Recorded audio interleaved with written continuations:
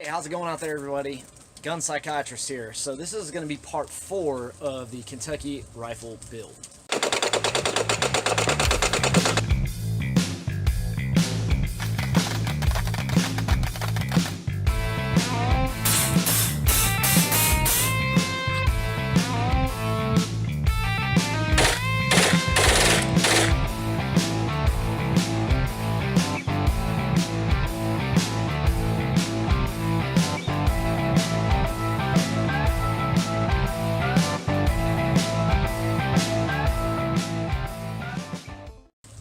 So in this final part of the Kentucky rifle build, what we're going to be doing is we're going to be installing the nose cap, which goes on the end of the very end of the rifle, the brass piece that's there.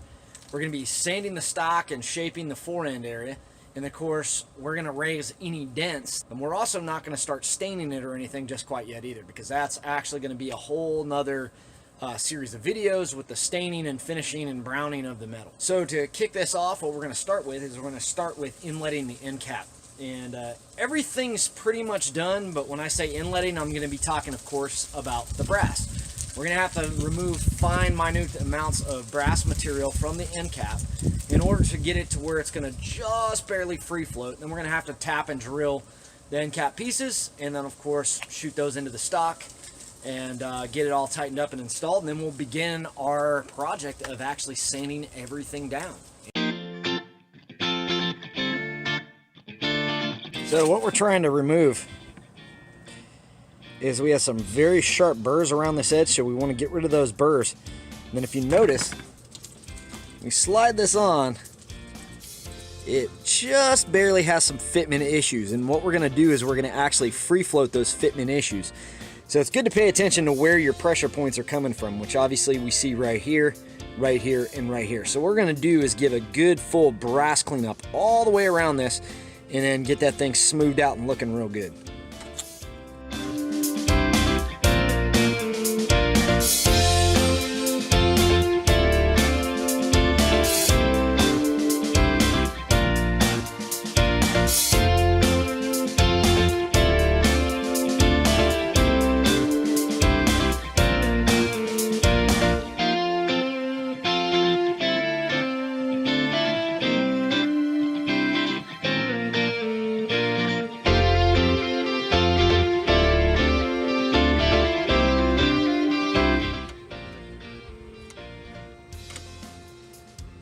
Now you can see it's pretty much free floated.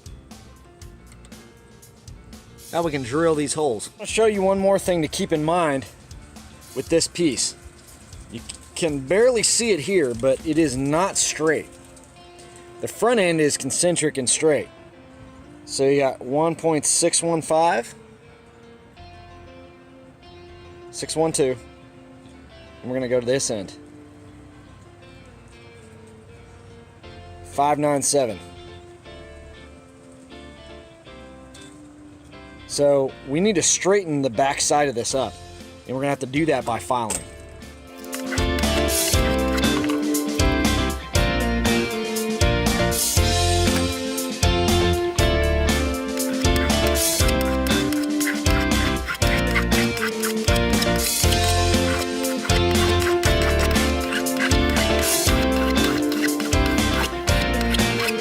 Go ahead and measure this all the way around, see where we're at. 603, 1600, 605,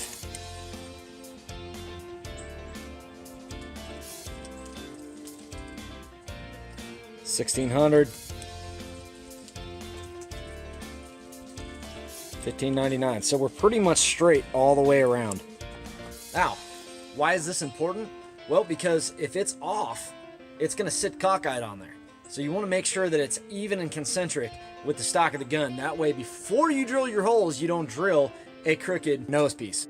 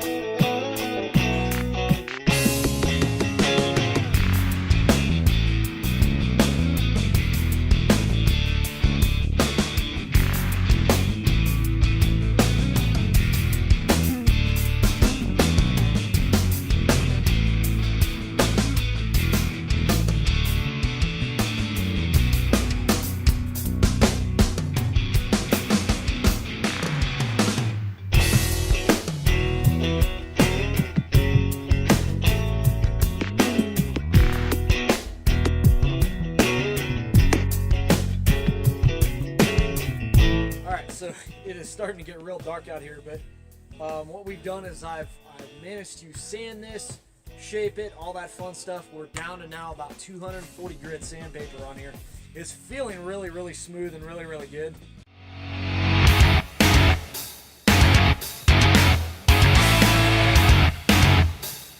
We've gotten this stock sanded down to about 240 grit sandpaper, and it still has a lot of work. We still have to assemble this, which we're going to do next week. We're going to get everything drilled, assembled, all that fun stuff that has not yet been drilled yet, and we're going to do a function check on it next week. But as of right now, the last thing we need to do is we need to look and inspect the stock over and make sure that we don't have any dents in there. Now, raising dents in wood is pretty easy process. All you're going to need is either a clothes iron, a soldering iron, or some type of a heat gun, blow dryer. And if you do have dents in the wood, what you can do is add a little bit of water and make that steam with either the iron or the heat gun or what have you. What it's going to do, it's going to raise the dents in the grain, and it allows that water to penetrate, re-swell the wood, and it raises dents. Now, you can use this on any gun stock, but ideally, you know, having the finish off, you're going to get better results if you can get straight wood-to-wood contact and you don't have a varnish in the way.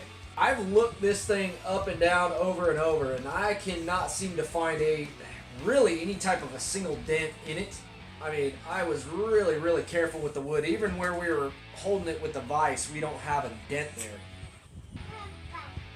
And of course, after the sanding, that really alleviated a lot of the problems that we might have had. Now, I have managed to find a little spot right here that's more or less a sanding mark from the 40 grit sandpaper that I didn't really hit with the orbital sander. So, or it could have been just a piece of grit or something caught in there that caused a little swirl mark. So I'm actually going to try to hit that with the soldering iron and some water and see what we come up with. So we're going to go ahead and take a look at that. But this would be, generally this would be the process you would use to raise small tiny dents in a wood stock. So right here is our, what we could call a dent. And all we're going to do is wet this spot down. Now you can really see it, that it's more or less a swirl mark than a dent. It actually kind of brings it to the surface, actually. You know, and before I do final finishing, I am going to hit this entire thing just to raise the grain of the wood and then knock it down with like 800 grit to 1000 grit, because that allows an ultra smooth surface. Oh, look at here. I think I found something we can use. A little bit of a mark right there. So I don't know if you can see it, but I'm just going to highlight it with the water. Right here, there's a small dent. Well, that's probably another small dent.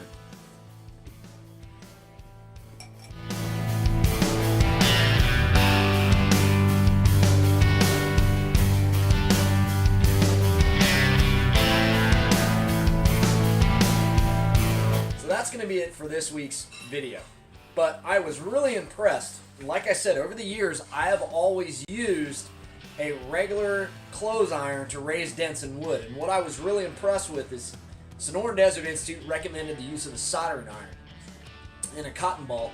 And that way you can just prick at little areas. And I was really opposed to it. I was like, I've never heard of such a thing. Soldering irons, they get way too hot. Well, really they don't when you think about it. And the cool thing I like about it, it has more control. You're not just heating an entire surface area, you're just heating the actual dented area. So I really, really love this method, and I'm probably going to employ it in the future. But overall, we have a nicely, smoothly sanded stock. We have the nose cap put in. And of course, we've raised any of the little dents that we have found in the substrate of the wood, or the surface of the wood. And so next week, what we're going to focus on is putting this thing together. We still have a few things that we have yet to do, like drilling out where the trigger is going to go. We have to drill that in. I wanted to wait till final assembly before I do that. And one other thing that we're probably going to do as well is I'm going to give the barrel a quick carding with some steel wool and oil, because the barrel is starting to rust. I found out from my advisor that I'm not going to be doing the refinishing project, so staining the wood and browning the barrel, until April of 2020. So what we're going to do is we're going to show you how to preserve the steel barrel. So make sure you hit the subscribe button right there. I believe it's right there. Yeah, hit that subscribe button right there. And stay tuned for more. We got a whole series of new videos coming out with holster making, all sorts of fun and cool stuff. So stay tuned to the channel.